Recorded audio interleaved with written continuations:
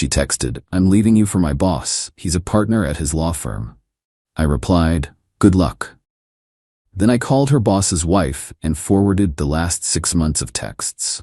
24 hours later, she was fired, single, and begging for me back. Original post. I 38 male got the text last Thursday at lunch. Was eating my usual turkey sandwich at my desk when my phone buzzed. My girlfriend Jessica, 32 of 4 years. "Robert, I need to tell you something. I'm leaving you for Douglas. He's everything you're not. Successful, ambitious, sophisticated. He's a partner at Morrison & Associates, and he's going to give me the life I deserve. Don't try to contact me. I'll get my things this weekend." I read it 3 times. 4 years together.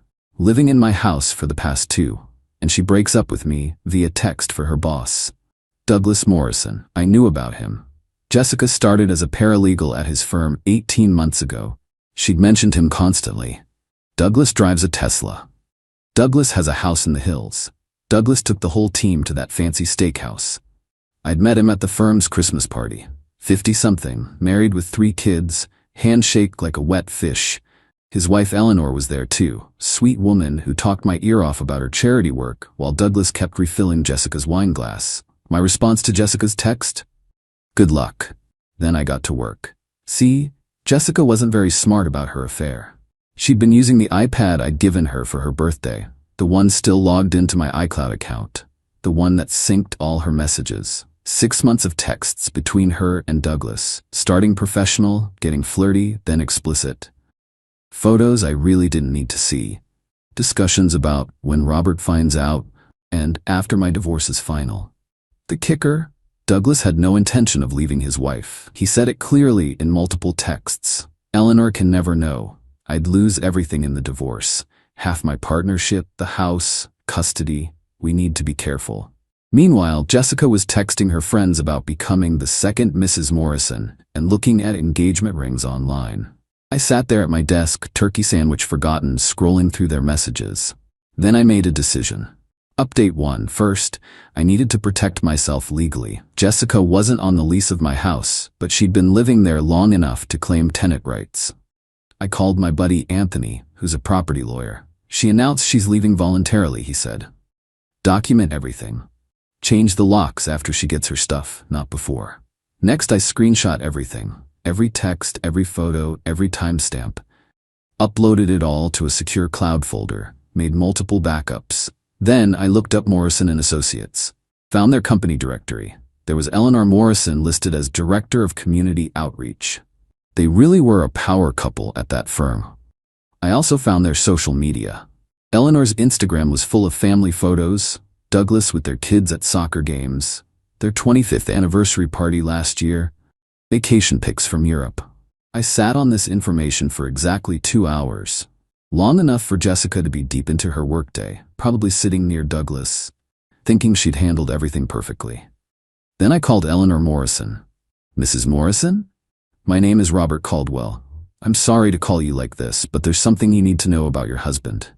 Silence. Then, "Who is this?" "My girlfriend works at your husband's firm, Jessica Ramirez. She just informed me she's leaving me for Douglas." Longer silence. When Eleanor spoke again, her voice was steel. "Do you have proof? 6 months worth. Send it to me." I forwarded everything to the email she provided. 20 minutes later, my phone rang. "Mr. Caldwell, this is Eleanor Morrison. I've reviewed what you sent. Would you mind if I asked you a few questions?" We talked for an hour. She was calm, collected, asking for specific dates and details. At the end, she said, "Thank you for bringing this to my attention. Can I ask what your plans are regarding Jessica?" She said she's getting her things this weekend. After that, she's not my problem. "I see. Mr. Caldwell, I'm going to handle this my way. I'd appreciate if you didn't warn either of them." Wasn't planning to. Update 2. Friday morning came. I went to work like normal. Around 10 a.m., I got a text from Jessica. "Why aren't you fighting for me? For us?" I didn't respond. 11 a.m. "You're seriously just gonna let me go? After 4 years? Still nothing from me." Noon. "Douglas is taking me to lunch at Chez Laurent. The place you said was too expensive for my birthday." That one almost got me. Almost. But I remembered the texts I'd read. The ones where she called me boring and going nowhere in life and just a placeholder until something better came along. Then at 2 p.m., everything exploded. Jessica called me 17 times in 5 minutes. I didn't answer. The texts started flooding in. What did you do? Robert, answer your phone. This is your fault. How could you? Douglas got served with divorce papers. At the office, in front of everyone. I learned the full story later from a mutual acquaintance who worked at the firm. Eleanor hadn't just served Douglas divorce papers. She'd hired the most aggressive divorce attorney in the state, walked into the firm herself during the Friday partners meeting, and announced to the entire room that her husband had been having an affair with a subordinate. She also informed them she'd be pursuing a sexual harassment claim against the firm for allowing a partner to engage in a relationship with a direct report, creating a hostile work environment. She had emails Douglas sent from his work account, texts during business hours, proof they'd used the company credit card for their hotel rooms. The senior partners went into immediate damage control mode. Douglas was suspended pending investigation. Jessica was escorted from the building with a cardboard box. By 3 p.m., Jessica was calling from her car, sobbing. Please, baby, please pick up. I made a mistake. Douglas lied to me. He said he was leaving his wife. I was so stupid. Please, I need you.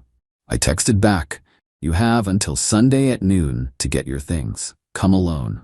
Update 3 Saturday morning, Jessica showed up with a U-Haul and her sister Monica. I'd already packed everything of hers into boxes and left them in the garage. Changed the locks the night before. Monica tried to play mediator. Robert, she made a mistake. People make mistakes. You're really going to throw away 4 years? She threw it away, I said. I'm just cleaning up the mess. Jessica was a wreck. Makeup running, hair unwashed, wearing sweatpants. Far cry from the woman who'd been bragging about lunch at Chez Laurent the day before. Can we please talk? She begged. We're talking now. In private? No. She started crying harder. I ruined everything. Douglas won't return my calls. The firm fired me. Eleanor Morrison is suing me for alienation of affection. I could lose everything. Sounds like a you problem. How can you be so cold? I pulled out my phone and read one of her texts to Douglas. Robert is so pathetic. He actually thinks I love him. He's just a safe bet while I figure out my real future. Jessica went pale. You read our messages? Your iPad. Still synced to my account. You're not as smart as you think you are. Monica's face changed. She'd been glaring at me, but now she turned to her sister. Is that true? You said that about him? Jessica didn't answer. They loaded the boxes in silence. As they were leaving, Jessica turned back one more time. I loved you, she said. No, I replied. You loved what I provided. Stable home, paid utilities, someone to split dinner bills with, while you waited for a bigger fish. Turns out your big fish was already caught. Update 4. The next few days were illuminating. The story spread through Jessica's social circle like wildfire. Her friends started reaching out to me, some to express sympathy, others fishing for gossip. Her best friend Valerie was the most interesting. I tried to warn her. Douglas Morrison has done this before. Everyone at the firm knows. He picks a new paralegal every few years. Eleanor usually pays them off to go away quietly. Not this time, I said. No, not this time. Eleanor's finally had enough. She's taking him for everything. Meanwhile, Jessica's attempts to rewrite history began. According to her new narrative, spread via social media and anyone who'd listen, I was controlling and abusive. Douglas had taken advantage of her vulnerability. She was the victim in all this. Problem was, I had receipts. When her cousin posted on Facebook about what a monster I was for abandoning Jessica in her time of need, I simply posted 3 screenshots. 1. Jessica bragging about Douglas buying her a $2,000 purse with the caption, "Finally found a real man who knows how to treat a woman." 2. Her text to Douglas, "Can't wait to quit this job once we're married and be a proper trophy wife." 3. Her message to her group chat, "Robert's so clueless. I've been hooking up with D for months and he thinks I'm at book club." The post got deleted within an hour. Her cousin blocked me, but the real entertainment came Wednesday when Douglas tried to salvage his life. He showed up at my house. "We need to talk man to man," he said. I didn't invite him in, just stood in the doorway, arms crossed. "Your girlfriend came on to me," he started. "I'm a powerful man. Women throw themselves at me. It's not my fault." The texts say differently. She's lying. She doctored those messages. The ones from your verified work email? The ones with metadata proving they're real? Those messages? His face went red. What do you want? Money? Is that it? I want nothing from you. Your wife, however, wants half of everything you own. Good luck with that. You destroyed my life. No, Douglas, you destroyed your life. I just made sure everyone knew about it. He tried to take a swing at me. Missed completely. I didn't hit back, just stepped inside and closed the door. He stood on my porch screaming threats until my neighbor called the cops. Adding assault charges to his divorce proceedings probably wasn't his smartest move. Update 5. 2 weeks have passed since D-Day, Divorce Day, as Eleanor Morrison apparently calls it. The fallout has been spectacular. Douglas Morrison is finished, not just at his firm, everywhere. Eleanor didn't just divorce him, she systematically destroyed his reputation. Turns out when you're married to someone for 25 years, you know where all the bodies are buried. She revealed 3 previous affairs with subordinates that were covered up, misuse of client funds for personal expenses, tax evasion using offshore accounts. The state bar is investigating. The IRS is auditing.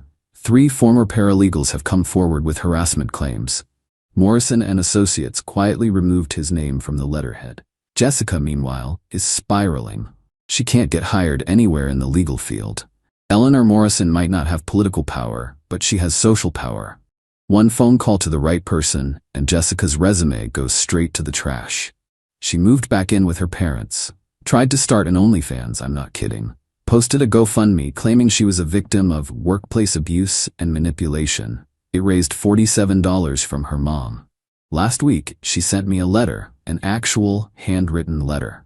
8 pages of rambling about how sorry she was, how Douglas manipulated her, how she always loved me, how we could start over. I sent it back with a note. Return to sender. No such person at this address. Her sister Monica reached out yesterday. Not to advocate for Jessica, but to apologize. I didn't know the whole story, she said. Jessica's been lying to everyone, including our family. She told us you were emotionally abusive, that you neglected her, that Douglas rescued her from a bad situation. And now we know the truth. Mom found her diary. She'd been planning this for over a year. She thought Douglas would marry her and she'd be set for life. She even researched what she could get in a divorce from him after a few years.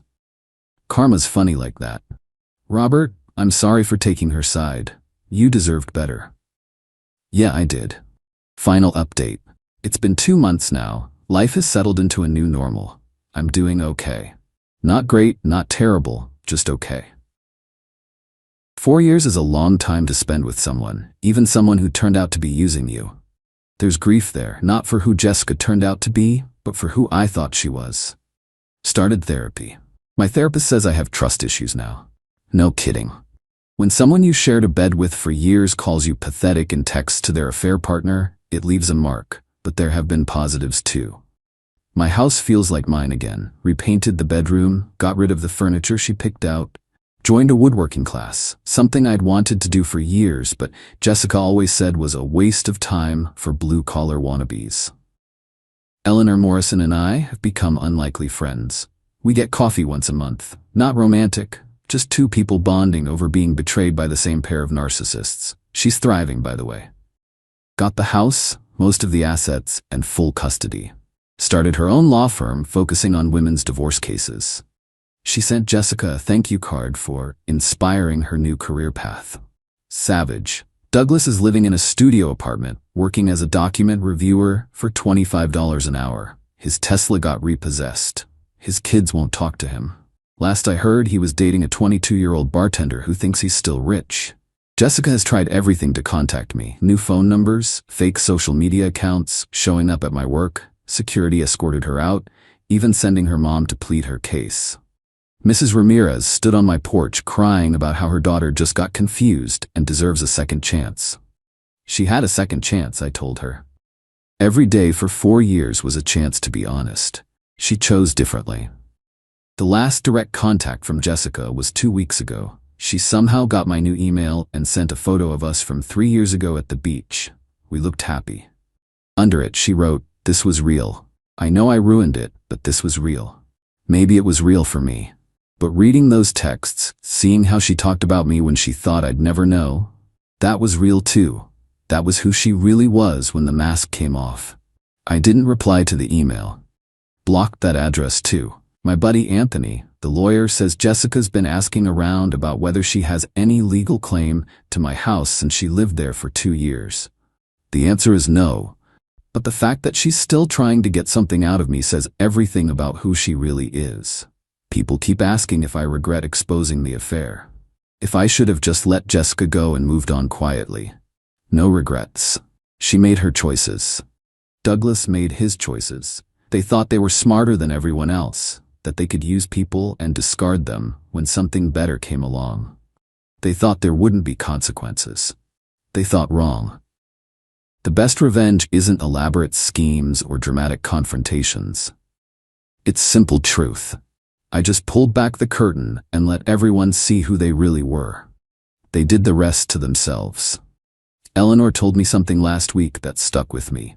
They didn't just cheat on us. They cheated themselves out of good lives with good people who actually loved them. We'll recover. We'll find better. They'll spend the rest of their lives knowing they had something real and threw it away for an illusion. She's right. I'm not dating yet. Not ready. But I'm working on myself, figuring out why I ignored the red flags for so long. Why I settled for someone who saw me as a safe bet instead of a partner. Next time, if there is a next time, I'll know better. I'll value myself enough to demand someone who values me too. For now, I'm focusing on work, my woodworking projects, and rebuilding my sense of self. It's slow progress, but it's progress. Jessica's still out there somewhere, probably looking for her next meal ticket. Douglas is probably spinning tales to his bartender girlfriend about how his ex-wife took everything in the divorce. They're both stuck in their patterns, unable to see that they are the architects of their own misery. Me, I'm free. Broken, bruised, but free. And that's enough for now. To anyone reading this who's been betrayed, it gets better. Slowly, painfully, but it gets better. The truth might hurt, but it also sets you free. Don't be afraid to use it. And always, always, check who's logged into your iPad.